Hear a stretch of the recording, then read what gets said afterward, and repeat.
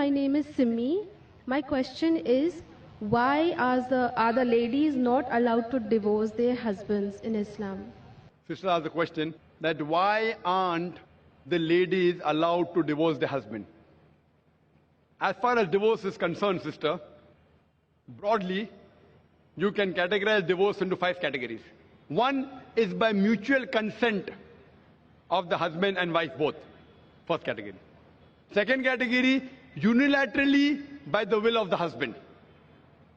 Third category, that if it is mentioned in the nikah nama, when a woman is marrying a man, if she mentions the contract, by default, the authority is given to the man in the Quran. Why? I'll come to it later on. But in the nikah nama, since marriage is a marital contract, a woman can put down any clause in marriage which is not prohibited in the Quran. She can even say that I do not want my husband to take a second wife, because marrying more than one wife is not compulsory in Islam. If the boy agrees, he marries, otherwise they don't marry. She finds a new boy and he finds a new girl. But she can put the clause that I do not want you to take a second wife as long as I am alive. But you cannot put a clause which is against the Quran. You can't put a clause saying I don't want you to offer prayer, because offering salah is compulsory. You can put a clause which is optional. Similarly, she can put a clause that I too want to give unilateral divorce. It's called as talaq-e-tawfeed or isma. Third category. Fourth category is if she does not mention in the clause, but yet she wants divorce, she can request the husband, I don't want to stay with you. She can request the husband to give divorce. That's called as qala. And the fifth category, if the husband does not agree, and if the husband ill-treats her, she can go to the qazi, she can go to the judge, and she can take nikah-e-fasq. That means nullification of the marriage. If the husband ill-treats her, does not give her her rights, she can go to the judge and she can nullify the marriage. So even a woman can take divorce. But under normal circumstances, the man has been given the authority. Why? Because in marriage, the person who's the loser is the man, not the woman. The woman gains.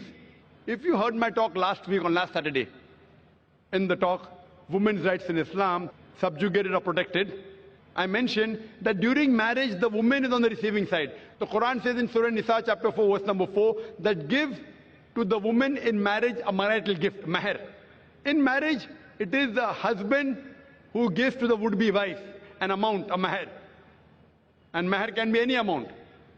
So imagine, before she's married, it's the duty of the man, duty of the father and the brother.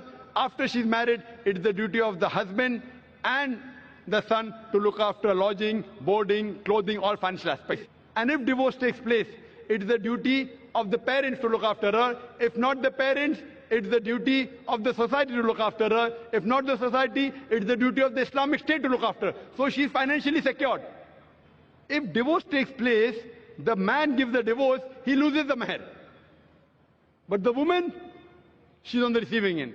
Now, she has a chance to get married. Once she gets married, she gets new mahr. And the man, when he has to marry another woman, he has to give new mahr. If the full authority is given to the woman keeps on marrying and divorcing, then she will keep on gaining money. Who's the loser? Is the man. Almighty God even protects the man's status. Otherwise, I have to give a talk on man's rights in Islam.